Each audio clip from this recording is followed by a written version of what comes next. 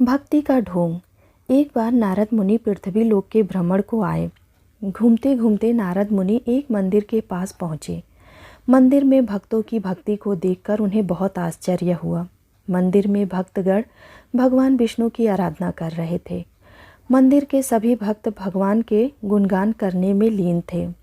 कुछ भक्त भक्ति भावना के कारण बेहोश हो रहे थे, तो अन्य की आंखों से झरझर आंसू गिर रहे थे। कुछ भक्त अपनी सुध बुध खोकर झूम झूम कर नाच रहे थे। नारद जी को लोगों की भक्ति को देखकर सुखद आश्चर्य हुआ। उन्हें अपनी आंखों पर विश्वास नहीं हुआ कि कलयुग के ज़माने में भी लोगों में इतनी पवित्र भक्ति भावना हो सकती है। लोगों की भक्ति भावना से प्रभावित होकर नारद मुनि फौरन भगवान विष्णु के पास पहुँचे और उनसे बोले, प्रभु, आप यहाँ स्वर्ग लोक में हैं और वहाँ आपको भजते भजते भक्तों का बुरा हाल हो रहा है। चलकर कम से कम एक बार उनको अपने दर्शन तो दे दीजिए। नारद मुनि ने भगवान विष्णु से निवेदन किया, मुनिवर, जिन भक्तों की भक्ति आपने देखी है वह मात्र दिखावा है।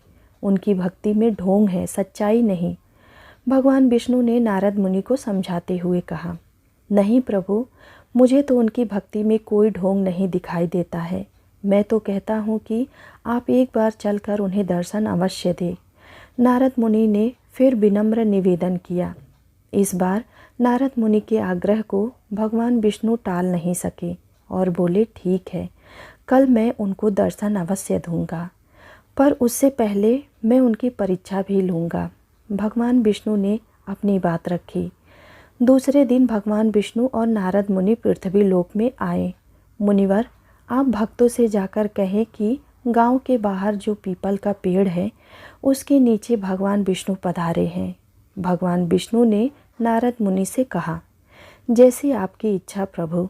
यह कहकर नारद मुनि गांव के मंदिर की ओर चल पड़े।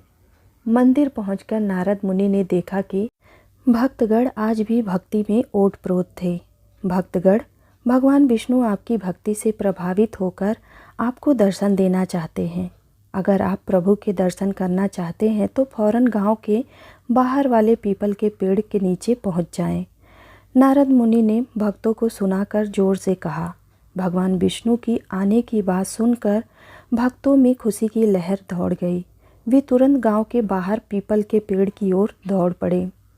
नारद मुनि यह दृश्य देखकर बहुत प्रसन्न हुए।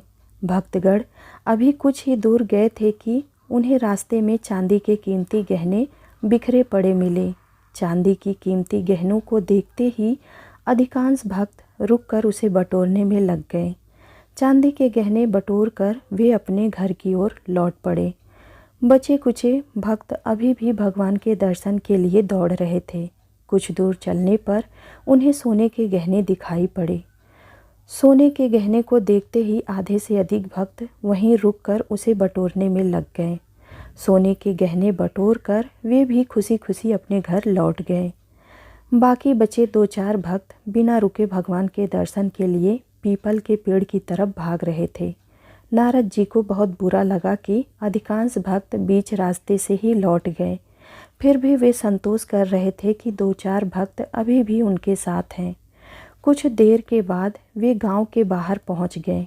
तभी रास्ते में उन्हें हीरे जवाहरात बिखरे पड़े मिले।